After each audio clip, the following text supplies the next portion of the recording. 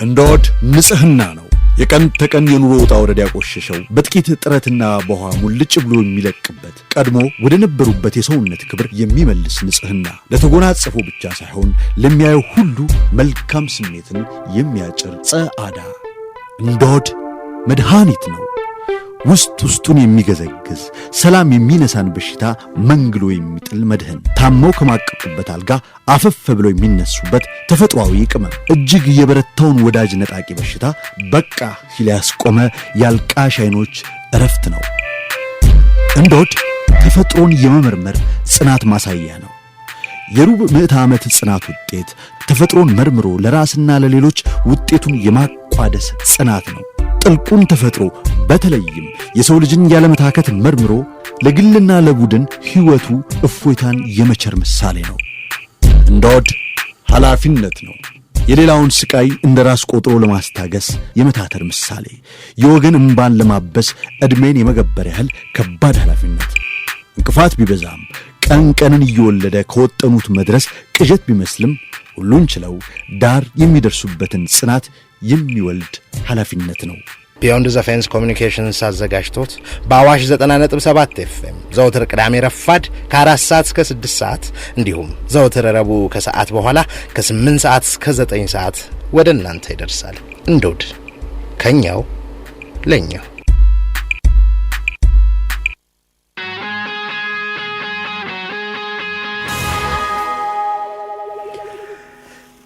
የተወደዳችሁ እንዴት አላችሁ? እንዶድ ከኛው ለኛው በ14ኛ ሳምንት 25ኛ መሰናዶ ወደ እናንተ መድረሱን ጀመረ። አብራችሁን ስላላችሁ ልትሰሙን እየጠበቃችሁን ስለነበር እጅግ አድርገን እናመሰግናችኋለን። መኮንን ሞገሴና ኤፍታይ ማን ያዘዋል እዚህ ስቱዲዮ ተገኝተናል። ባሳለፍነው ሳምንት ጣቢያችን ገጥሞት በነበረው የቴክኒክ ችግር ምክንያት ያልተላለፈላችሁን በእርግጥ እኔ ማን ነኝ ወደ ውስጥ በጥልቀት መመልከትና ትሩፋቶቹ ክፍል 2 መሰናዶን ይዘንላችሁ እዚህ ስቱዲዮ ተገኝተናል። ታዲያስ አለን ሸጋ አድማጮቻችን ቀደም ሲል በሰማችሁት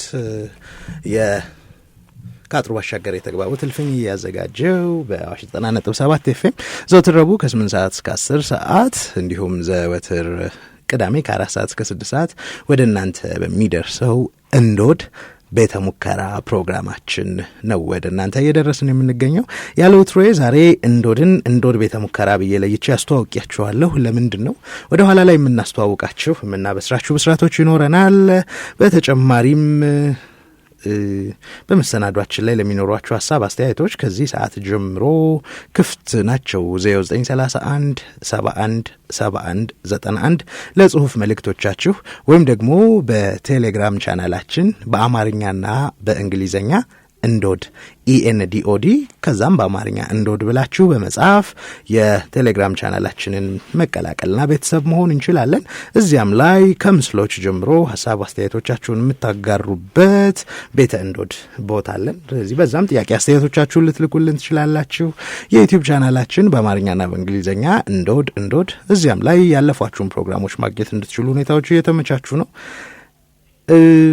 አብራችሁን ስላላችሁ በሳምንቱ አጋማሽም በየፕሮግራሞቻችን መጨረሻም ላይ ስለምትደውሉልን ስለምትጽፉልን ሐሳብ አስተያየቶቻችሁን ስለምታጋሩን እጅግ አድርገን እናመሰግናችኋለን። በቀጥታ የስልክ መስመር እንደውልላችሁ ካላችሁ ደግሞ 0115543316 0115543319 ላይ ስትደውሉ ቤተልሔም ካሳ እናንተን ታስተናግዳለች። ሰመረ ዘውዴ ቴክኒካል ዳይሬክተራችን ነው።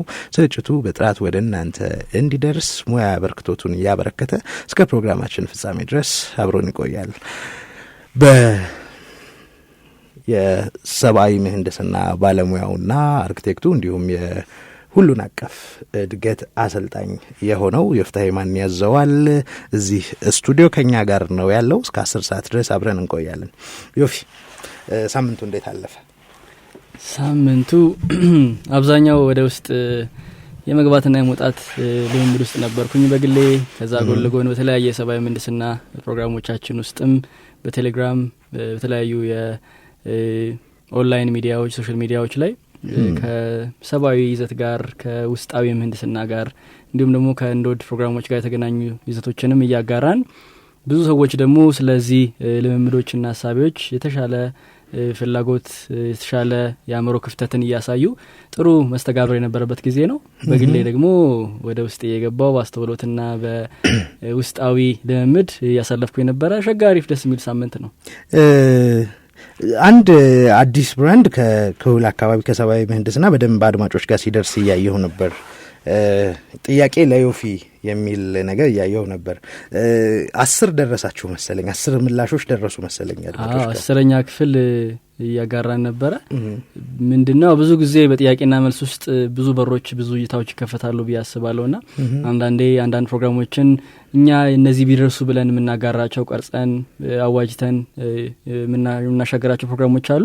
አንዳንዴ ደግሞ ከሰውስ ምን ላይ ነው ብዙ ሰው ጥያቄ ያለው ከሰባዊነት አንጻር ከሰውነት ከስሜት ከአእምሮ አንጻር ሰው ምን ላይ ነው በጣም መስራት እየፈለገ ያለው ምን ላይ እክሎች እየገጠሙን ያሉት። ስለዚህ እነሱን በተለያዩ እይታዎች ማየት ስንችል ያንዳችን እክል አንዳችን ጋር መልስ ሆኖ ሲገኝ አንዳችን እይታ ለአንዳችን በረን ሲከፍት እነሱን ለማስፋት ነውና የጥያቄና መልስ ፕሮግራም በጣም ደስ የሚል ብዙ ሰዎች እንደውም በተለያዩ ቴሌግራም ቻናሎቻችን ውስጥ የገቡ ብዙ ጥያቄዎችን እያጋሩ ነው ያሉት። በጣም ደስ የሚል አመርቂ ብዙ ሰው ጋር ይሄ ነገር መድረስ የሚያሽትና ደስ የሚያሰኝ ግብአት እንደሆነ እያየን ነው። ስለዚህ ከሱ አንጻር ይሄን ነገር ጠንከር ብለን እንቀጥልበት ፕሮግራም ይሆናል ብዬ አስባለሁ። ሌላኛው እንደው አድማጮቻችንን ቢሰሙት ደስ የሚለኝ ምክንያቱም ጥረት ይጠይቃል። እንዲህ አይነት ሰዎች ወደ ውስጣቸው መመልከት እንዲችሉ የሚጋበዙባቸው አይነት ይዘቶችን ፈትፍቶ ማድረስ በጣም ከባድ ነው። በግለሰብ ደረጃ እኔም ያለፉትን 7 እና 8 ዓመታት ምስክር ነኝ። በየዕለቱ ይደረግ የነበረውን ጥረት በእያንዳንዱ ቀን ይካሄድ የነበረውን እርምጃና የኦንላይን የአርምሞ ስልጠና እየተሰጠም እንደሆነ አውቃለሁ። ከተማሪዎቹም አንዱ ነኝና እሱስ እንዴት ነው? በተለይ ከአርምሞ ጋር በጥሞና ራስን ወደ ውስጥ ከመመልከት ጋር በተለይም የዛሬው ርዕሰ ጉዳያችን ስለሆነ ከሱስ ጋር በተያያዘ እንዴት ነው የተማሪዎቹ ምላሽ? መንገዱ ላይ ያሉ የሚያጋጥሙ የአመለካከት ልዩነቶች፣ የመረዳት መተላለፎች እንዴት ነበሩ? ተማሪዎቹስ ጋር ያለው ይዞታ እንዴት ነው የሚለውን ባጭሩ ንገረንና ባሳለፍነው ሳምንት አበባው ፍስሐና ብሩክታዊት ሳሙኤል እዚህ ስቱዲዮ ተገኝተው በነበረበት ጊዜ ምን አነሱ የሚለውን አንስተን የእንዶድ አረፋችን የመጀመሪያው ዘሪቱ ነበረች። ምን አለች? ለምንስ የመግቢያ አረፋችን ልናደርጋት ፈለግን የሚለውን እናነሳለን። በአጠቃላይ የሁለተኛው ዙር የኦንላይን የአርምሞ ስልጠናው እንዴት ነው አሁን እየሄደ ያለው? በጣም አሪፍ። ምንድነው ትልቁ ይዘት? ምናልባት አሁን ባለንበት ያናኗር ዘዬ ውስጥ በራሳችን ህይወት እንዳገር እንደ ዓለም እናስተውላቸው ብዙ ነገሮች አሉና ብዙ እንቅስቃሴዎቻችን እንግዲህ ውጫዊ ነገሮችን የመግራት የማስተካከል ነገሮችን የመቀመር ይዘት ላይ በጣም አተኩሮ እናስተውላለንና ግን ደግሞ ህይወትን ካየናት ውስጣዊውና ውጫዊውን ማመጣጠን ካልቻለን ሚዛናዊነት ካልፈጠረን ትልቅ መተላለፍ ይኖራል። አንዱ መተላለፍ ምናልባት በምሳሌ ብናስረዳው ይሄ ነገር ትንሽ በሩን ገለጥ የሚያደርግልን ይመስለኛል። አንድ ሰው ትንፋሽ እያስወጣ ብቻ መኖር አይችልም አይደለ? እያስወጣ የሆነ ጊዜ በኋላ አየር ካላስገባን ከራሳችን ጋር ከህይወታችን ጋር ግብግብ ልንፈጥር ነው። ወይ አንድ ሰው ምግብ ብቻ በልቶ ግን የተረፈውን ወይም ደግሞ መውገድ ያለበትን የማያስወግድ ከሆነ ያው ከራሱ ጋር ሆነም ግብግብ ሊፈጥር ነው፣ ከጤነኝነትም ከተፈጥሯዊ ይዘትም አንጻር። ስለዚህ በህይወታችን ውስጥ ሁሉ ጊዜ ውስጥና ውጭን የምናስተውልባቸው ይዘቶች ካልተፈጠሩ 5 የስሜት ዋሳት የሰው ልጆች ውጫዊ አትኩሮት ነው ያላቸው። አካባቢያችን ላይ ነገሮች እናያለን፣ እናዳምጣለን፣ እናሸታለን በሁሉም የስሜታችን በሮች። ግን ወደ ውስጥ ገብተን ማናስተውል ከሆነ ውስጣችንም የተካሄደ እንደሆነ ማናስተውል ከሆነ አንድ አቅጣጫዊ ብቻ ከሆነ ውስጣታችን ወይም እንቅስቃሴያችን ትልቅ የሚዛናዊነት መተላለፍ ወይም ደግሞ የሚዛናዊነት ይዘትን የምናዛባበት ነገር ይፈጠራልና እንደ ዓለምም እንግዲህ ሰዎች እንዴት ነው ራሳቸው መመለስ የሚችሉት ውስጣቸው እንዴት ማስተዋል ይችላሉ የሚሉ ዘርፎች ላይ ተግባራዊ በሆኑ የልምምድ ይዘቶች ሰው በቢዝነስም የተሻለ ስኬት ማምጣት እንዲችል በቤተሰባዊ ይዘት እንደ አገር ውስጣችንን ስሜታችንን አእምሯችንን ከመግራትም አንጻር ያሉ ተግባራዊ ልምዶችን የምናጋራበት ኦንላይን ስልጠና ነው። እሱም በጣም ጥሩ ሁለተኛ ዙር እንግዲህ በየዙሩ ብዙ ሰው የጨመረ ብዙ ሰው መሳተፍ ይፈለገ ተግባራዊነቱንም ደግሞ የሞከሩ ሰዎች አሃ ለካ ይሄ ማለት እንደዚህ ነው እያሉ በግላቸው ተሞክሮችን እያስተዋሉ ለውጡን እያጋሩን ይገኛሉ። በጣም ደስ ይላል። ዛሬም የምናወራው አንዱ ሐሳቤ በመጠኑ ወደ ውስጥ መመልከትን ስለማንነት ያለንን ጥያቄዎች ከማንሸራሸር አንጻር ነው። ባለፈው ክፍል ላይ ሰፋ አድርገን ያየነው አለ። ዛሬ ደግሞ ትንሽ ወደ ማንነት ወደ ውስጣዊ ይዘት አቅጣጫውን ከፈት የምናደርግበት ክፍል ይሆናል ዛሬ። ሸግው አድማጮቻችን አብራችሁን ስላላችሁ እጅግ አድርገን እናመሰግናችኋለን። የጽሁፍ መልእክቶች ካሁኑ እየመጡ ነው። ሀሳብ አስተያየቶቻችሁን እያጋራችሁን ስለሆነ እጅጉን አድርገን እናመሰግናችኋለን። የዘውትር አድማጫችን የሆነው እስክንድር ጌታቸው ከቤላ እንዶዶች ፕሮግራሙን እየሰማው ነው። ምርጥ ፕሮግራም፣ ምርጥ ሀሳቦች የሚንሸራሽሩበት የሬዲዮ ፕሮግራም ነው። በርቱ አልልም ቀጥሉበት ብሎናል እስክንድር፣ እጅግ አድርገን እናመሰግናለን። ጳውሎስ ከሽሮ ሜዳ ደግሞ ሰላም እንዶዶች እንዴት ናችሁ? ሁሉ ሰላም ነው? ዮፊ እንኳን ደህና መጣችሁ። በጣም አሪፍ ፕሮግራም ነው። ስለማዳምጣችሁ በጣም ደስተኛ ነኝ። አመሰግናችኋለሁ ብሎናል። እጅግ አድርገን እናመሰግናለን። አድማጮቻችን የጽሁፍ መልእክቶቻችሁን አሁንም በ0931 71 7191 0931 71 7191 ላይ ላኩልን። እንዶድ በአማርኛና በእንግሊዝኛ በቴሌግራም ቻናላችንን ሰብስክራይብ አድርጉ። ሀሳብ አስተያየቶቻችሁን በቦታችን በኩል ስጡን። በ0115543316 በ0115543319 ስትደውሉ ደግሞ ባልደረባችን ቤተልሔም ካሳ የእናንተን ሀሳብ አስተያየቶች ታስተናግዳለች። አብራችሁን ስላላችሁ በድጋሚ እጅግ አድርገን እናመሰግናችኋለን። ባለፈው ቅዳሜ 2 ተከታታይ ቅዳሜዎች የእንዶድ ባልደረቦች ወደ እናንተ ሲያደርሱ የነበረውን መሰናዶ በጥቂቱ አስታውሰናችሁ እንለፍ። ዮፊንም ከዚህ ጋር በተያያዘ ምን ሀሳብ አለውን ጠይቀውና ወደ ዛሬው ርዕሰ ጉዳያችን እንመለስ። አንድ ሀሳብ ላጋራ። እጅግ በጣም ከምንወደው ጸሐፊ አዳም ረታ የዛሬ 10 ዓመት ገደማ ከወጣው ከሰማይ የወረደ ፍርፍር ለተባለው ይሄ ፍርፍር እንደው ዝም ቢያሳስበው ቅንጭ ከጎኑ ያለው ቀሌጣለ የተደረገበት አይነት በጣም ደሳስ የሚሉ አጫጭር ታሪኮች ያሉበት ምርጥ መጽሐፍ ነውና እዛ መጽሐፍ ላይ ድንኳኑ ወልዴና ወልደ ሰንበት የሚለው አጭር ልቦለድ ላይ አንድ አጭር ግጥም አለች። ረሃብን አለምንም በቂ ያለኝ፣ መታረዝን አለምንም በቂ ያለኝ፣ መረገጥን አለምንም በቂ ያለኝ፣ መጠላትን አለምንም በቂ ያለኝ፣ መርበትበትን አልለምንም በቂ ያለኝ፣ ርህራሄን ስጡኝ እሱ የለኝ የሚላል አዳም በገጸ ባህሪያቱ በኩል የዛሬ 10 ዓመት ገደማ። ምናልባትም አሁን ካለንበት ወቅታዊ ሁኔታ አንጻር እንደ ሀገርም እንደ ግለሰብም የሚያስፈልገን ብለን የምናስበው ለራስ መራራት፣ እነዚህ የምናነሳቸው ሁሉም ባህሪያት ራስን ከመውደድ ነው። ለራስ ጤናማ የሆነ ፍቅርን ከማዳበር ሂደት ልምምድ ነው የጀመርነው። እነዚህ ርዕሰ ጉዳዮች ማንሳት ስንጀምር ከዚያ በኋላ ያነሳነው ወደ አመስጋኝነትን አነሳን። ከዚያ በኋላ ደግሞ አሁን ርህራሄን አንስተን ስናወራ ቆየን። ይቅርባይነትንም በመሀል አንስተን ለተወሰኑ ፕሮግራሞች አብረን ቆይተን ነበር። በእርግጥ ባሳለፍነው ሳምንት አበባ ፍስሐና ብሩክታዊት ሳሙኤል በቅዳሜው መሰናዷችን ሰፋ አድርገው ይህን ርዕሰ ጉዳይ ሲያብራሩት ነበር። ያንተን አጭር ምልከታ እዚህ ላይ ብንሰማው ደስ ይለኛል። ዮፊ፣ ርህራሄ ብዙ ጊዜ ስለ ርህራሄ ስናስብ ወይም ደግሞ ስናወራ ሰዎችን እንጠራለን። እነ ማዘር ትሬዛን በል ብዙ ሰዎች ወደ አእምሯችን ይመጣሉና አንዱ ያንን የምናስታውስበት መንገድ የሰብአዊነት ባህሪ እንደሆነ የሚያስታውሰንም ይመስለኛል። ሰዎች ናቸው የሚመጡልን አጋጣሚዎች ከሚለው በዘለለና ትልቅ የምንላቸው የሰብአዊነት ባህሪዎች ውስጥ ርህራሄ አንኳር ወይም ደግሞ ከላይ ካሉት ውስጥ የሚጠቀስ ይመስለኛል። ሩሩህ ነው ሲባል ወይም ደግሞ ልቡ ክፍት ነው ሲባል አንድ ሰው ብዙ ሀገራችን አባባሎችም አሉ ከዚህ ጋር የሚገናኙና ዛሬ ምናልባት ስለ ማንነት ስናወራ በመጠኑ በዚህ ጋር ማለፋችን አይቀርም ብዬ አስባለሁ።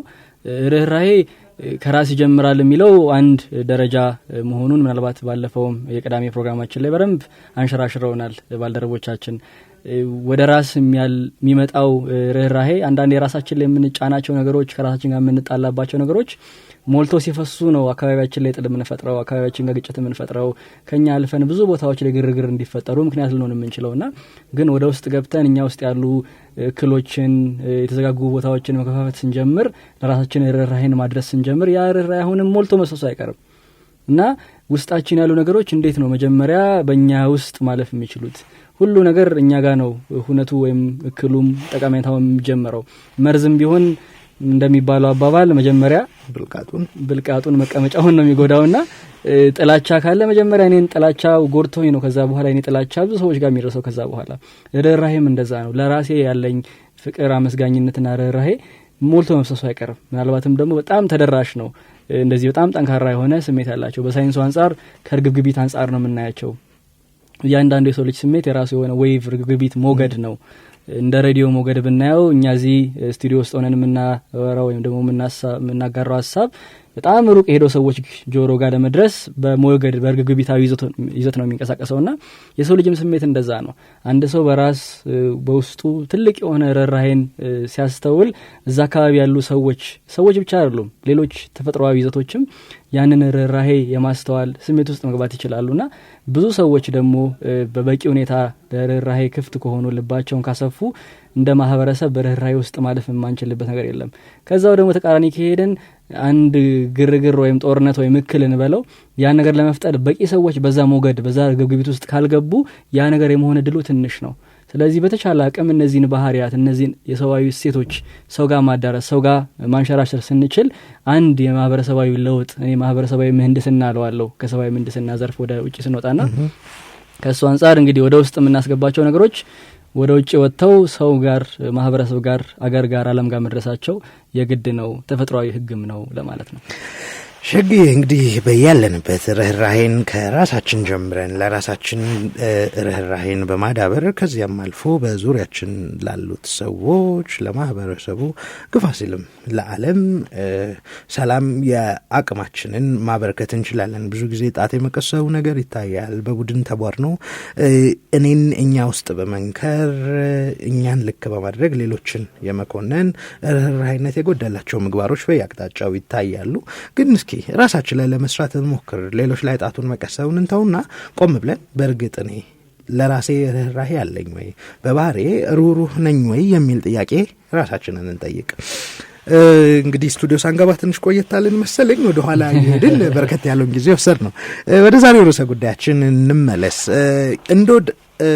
እንደ ወትሮው የተመረጡ አረፋዎችን ወደ እናንተ ያጋራል። ዛሬም ንጋት ከተሰኘው እንደው በኔ መረዳት በኔ እውቀት ልክ ከብሩህ ተስፋ እሸት በ1970ዎቹ መጨረሻ ላይ ወጥቶ ከነበረው ለሀገር ጉዳይ ለነበረው ወቅታዊ ችግር ምላሽ ለመስጠት አርቲስቶች ተባብረው ከሰሩት ስራ በኋላ በኔ መረዳት ከተሳሳትኩ አድማጮችም ሌሎችም ሰዎች ሊያርሙኝ ይችላሉ። ከዚያ በኋላ ተመሳሳይ ስሜት ያለው ስራ ያየሁት ንጋትን ነው። በዚህ ንጋት በተሰኘው የኢትዮጵያ ሙዚቃ ዘርፍ ማህበራት ህብረት አዘጋጅቶት ለአዲስ አበባ ከተማ አስተዳደር የኮቪድ-19 ወረርሽኝ መከላከያ ግብረ ኃይል ባስረከበው በስጦታ መልክ ባበረከተው በዚህ የሙዚቃ አልበም ላይ የመጀመሪያው ሙዚቃ ወይም በተራ ቁጥር 1 የተቀመጠው ሙዚቃ የቀድመን የሰማ ነው የእንዶድ የመግቢያ አረፋ አድርገን የተጠቀምንበት የተወዳጇ ድምጻዊት የዜማና ግጥም ደራሲ ዘሪቱ ከበደ ነው። ይህንን ሚካኤል ኃይሉ ፕሮዲውስ ባደረገውና ባቀናበረው ግጥምና ዜማውን እሷው ጽፋ በዜማ በቃኘችው ስራ ላይ አይደለሁም ስም ትላለች ዘሪቱ። በእርግጥም እኔ ስሜ ነኝ ወይ ብዙዎቻችን ልንጠይቀው የሚገባ ጥያቄ እንደሆነ ባሳለፍነው ፕሮግራም ስናነሳ ነበር። ዘሪቱ ምላሽ ሰጥታለች። እኔ ስሜን አይደለሁም ትላለች። ጠንከር ያሉ ሀሳቦች ታነሳለች። ራሷን ጥሩ አድርጋ ትሄሳለች። ጠንከር ያሉ ሀሳቦችን ማስተዋል እንድንችል ለኛም ለአድማጮቿም ታነሳሳናለች። በእርግጥ የጥበብ ሰው እንዲህ መሪ ሲሆን ሀሳቦችን ማንሸራሸር እንዲቻል ወደ ውስጥ ለመመልከት ራስን ቆም ብሎ ለማየት ፈርቀዳጅ ሲሆን የሚያስመሰግን ነውና በዚሁ አጋጣሚ ዘሪቱ ከበደን ለዚህ የጥበብ አበርክቶቷ እጅግ አድርገን ልናመሰግናት እንወዳለን። የተወሰኑ ስንኞች እንምዘዝ ከዛሬው ርዕሰ ጉዳያችን ጋር ስለሚሄዱ። ለተቀረጸው ጣዖቴ ትላለች ዘሪቱ። በእርግጥም ባለፈው ሳምንት ስናነሳው እንደነበረው የግለኝነት ገደቦች እያልን ስናነሳቸው የነበሩ ርዕሰ ጉዳዮች ነበሩ። ዘሪቱ በቆንጆ ሀረግ ትገልጸዋለች። ለራስ በተቀረጸ ጣዖት። ይሄንን አንስተን ሌሎቹንም ሙዚቃ ውስጥ የተነሱትን ሀሳቦች በትኩረት ስትሰማው ነበር። ሙዚቃውን ወደዛ እንመለስ። በእርግጥ እኔ ማነኝ ለሚለው ጥያቄ መሆንን ለማውራት ባለመሆን ደጃፍ ጎራ ብሎ አለመሆንን መቃኘት ለመሆን ጥያቄ ምላሽ ይሰጣል በሚል እሳቤ ባሳለፍነው ሳምንት አንድ ፕሮግራም ጀምረን ነበር። ያ በእርግጥም አድማጮቻችን ጋር ጥሩ እንደደረሰ በላኩልን የጽሁፍ መልእክቶች አይተናል።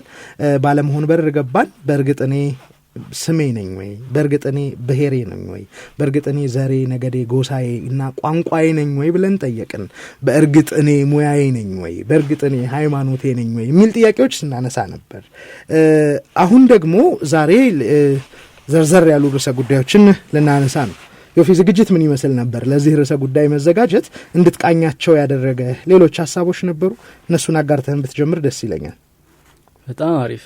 ምናልባት የዘሪቱ ዘፈን ላይ በስፋትም በጥልቀትም ዘለቅ ያሉ ሀሳቦችን እንደ አዲስ ነው ብዙ ጊዜ የማዳምጠው ይህንን ዘፈንና አንዱ የሚነግረኝ ኢቭን በደቂቃዎች ውስጥ ነገሮችን የምናስተውልበት መንገድ ይለያልና እዛ ጋር የነበርኩት ማንነትና እዚህ ጋር ያለሁት ማንነት ራሱ በመጠኑ ተለይቻለሁ።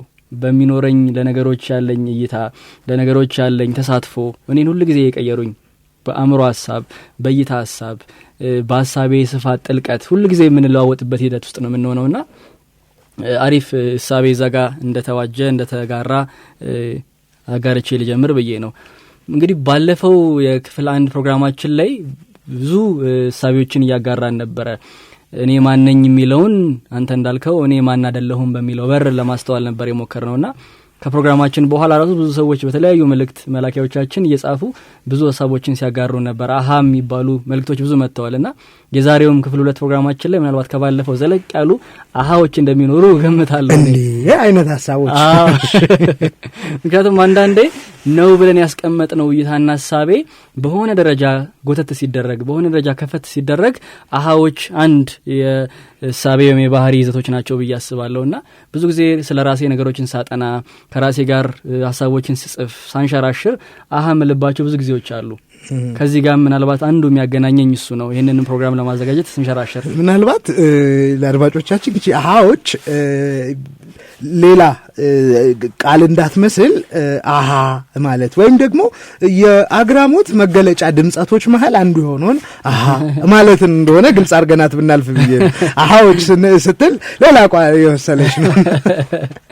ምን አመጡብን ደግሞ ባህኛ እና አሃ ብለን እናቃለን ብዙ ጊዜ አይደለ የሆነ ነገር ሲዘልቀን የሆነ ነገር ሲገባን ወይ ደግሞ ጥያቄም ሲሆንብን አንዳንዴ እና አንዱ እንግዲህ የሰባዊ ባህሪያችን ይዘት ለነገሮች ያለን የመማር የማወቅ ፍላጎት ነው። ያ ፍላጎት በተለያየ በር ሲነካ ወይም ደግሞ ያ ፍላጎታችንን ለየት አድርጎ የሚያሳየን ሀሳብ ይዘት ሲያጋጥመን የአሃ አንዱ ባህሪ ሆኖ እናጋጥመዋለን ወይም ደግሞ እንይዘዋለን።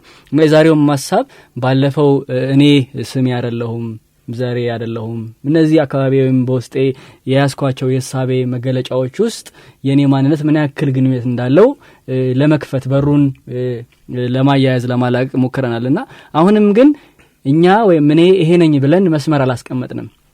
ይሄ ደግሞ ምናልባት እዚህ ሚለን ከሆነ ባለፈው ስናወራ ስለ አእምሮአዊ ይዘታችን አውርተናል።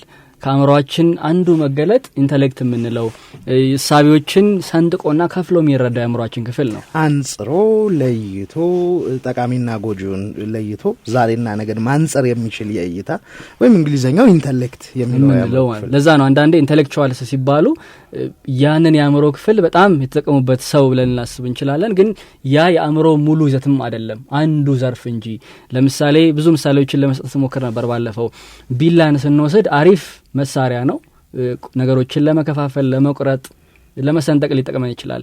ግን አሁን ችግሩ በቢላ እንስፋ ስንል ነው። በቢላ መቁረጥ እንችላለን፣ መስፋት ግን ከፈለገን መርፌ ሊያስፈልገን ይችላል። ስለዚህ አሁን ነገሮች መሳሪያዎቻችን በተለያየ ሁኔታ ውስጥ በተለያየ ኮንቴክስት ውስጥ በተለያየ አጋጣሚ ውስጥ መቀየር እንዳለባቸው አስተውለናል። አንድነትን ለመፍጠር በሚሰነጥቅ አእምሮ ንግባ ካለን እዛ ጋር መተላለፍ እንፈጥራለን። አሁን በቢላው እንደመስፋት ለመሞከር ማለት ነው። ስለዚህ አንዱ ሳቤ እዚህ ጋር አሁን አእምሮአችን በተለያየ ሳቤ ያለውን ይዘት ማወቅ ማጥናት ምናልባትም ወደ ውስጥ መመልከት አንዱ እንግዲህ ትሩፋቶች ወይም ጥቅሞቹ ያሉንን የአእምሮ ገጽታዎች ያሉንን የአእምሮ መገለጦች እንድናስተውል ስለሚያደርገን ነው። ስለዚህ ኢንተሌክት ወይም ይህን ከፍሎ ወይም ሰንጥቆ የሚያየውን የአእምሮአችንን ክፍል ሁሉም ቦታ ላይ ልንጠቀመው እንችላለን። ለምሳሌ ሰዎችን ለመረዳት ከፈለግን ሰንጥቀን ላይሆን ይችላል። ለምሳሌ ኢንተሌክት የሚባለው የአእምሮ ክፍል አንድን እቃ ከፋፍቶ እንድንረዳው ለምሳሌ ስልኬ ውስጥ የሆነ ነገር ቢገባብኝ ያን ነገር ከፍቼ ለማውጣት ከፈለኩኝ አንኳር ወይም ሃርድዌር የምንለው ክፍል ላይ ያን ነገር ከፍቼ ሰንጥቄ ላወጣው እችላለሁ። ብሎኑን ከፍቼ መሰል ነገሮች። ግን አንድን ሰው ልረዳ ካልኩኝ በቢላ ከፋፍዬ ወይም ደግሞ ውስጡን ከፍቼ የምረዳበት ሁኔታ ምናልባት ሰውነቱን ተክለ ሰውነቱን ካልሆነ ውስጣዊ ማንነቱን ልቡን ስሜቱን ማወቅ አልችልም። ያንን ለማወቅ ከዛ ከፍ ያለ አእምሮ ክህሎት ከዛ ከፍ ያለ አእምሮ እይታ ከዛ ለየት ያለ የአእምሮን ቅኝት ሊያስፈልገኝ ይችላል። ምናልባትም ከአእምሮ ወረድ ብለን ወደ ልብ መመለስ ወደ ልብ መጓዝ ያለብን ሁኔታ ሊሆን ይችላል። ለዛ ነው ብዙ ጊዜ እኛ ሴንተር ውስጥ ማዕከላችን ውስጥ አንድ የምናጋራው አባባል አለ። የሰው ልጅ በጣም ረጅሙና ትልቁ ጉዞ ከአንጎል ወደ ልብ ያለው ነው። ቁልቁለትም ነው ጉልበትም ይፈተናል ደግሞ ርቀቱን ካየ ነው ግን ከአንድ ከሁለት ዝንዝር ብዙ አያልፍም። ግን ደግሞ ህይወታችን ትልቁ መንገድም ትልቁ ጉዞም የሚያሰኘው ብዙ ጊዜ አእምሮአችን ውስጥ እንታቆራለን ወይ እንታጨቃለን ወይ እንታሰራለን። አእምሮአችን በሚሰጠን እይታ በሚሰጠን ሐሳብ ብቻ ከሆነ የምንታጀለው ወይም ደግሞ የምንታሰረው ልብን ቅድም ስለ ርህራሄ በመጠኑ አውርተናልና ርህራሄን እናስብ ብንል አእምሮአችን ውስጥ የምናገኘው ነገር ላይሆን ይችላል። ወደ ልባችን መውረድን የሚያስፈልገን ያኔ ነው። ልባዊ ይዘቶች ልብ ስንል በተክለሰውነት አንጻር ሰብአዊ ምህንድስና ላይ በብዙ ዘርፍ ነው የምናያቸው ነገሮችን ተክለሰውነት፣ አእምሮ፣ ስሜት እያልን ልብ ስንል በተክለሰውነት አንጻር ደም የሚያሰራጭ አንድ የሰውነታችን ክፍል ሊሆን ይችላል። ወደ ውስጥ ግን መዝለቅ ብንችል ወይም ብንፈልግ ልብ ጋር የምናገኘው ተክለሰውነታዊ ነገር አይደለም፣ ከስሜት ጋር የተገናኘ ከውስጣዊ ማንነት ጋር የተገናኘ ይዘቶችን ነውና የዛሬውንም ምናልባት በመጠኑ ሁለተኛውን ክፍል የምንሸራሸረው አንኳር ከሆኑት በጣም ዘለቅ ብለን ወደ ውስጥ ማንነቶች ሐሳቦች እናነሳለን፣ እዛ ላይ እንወያያለን ማለት ነው።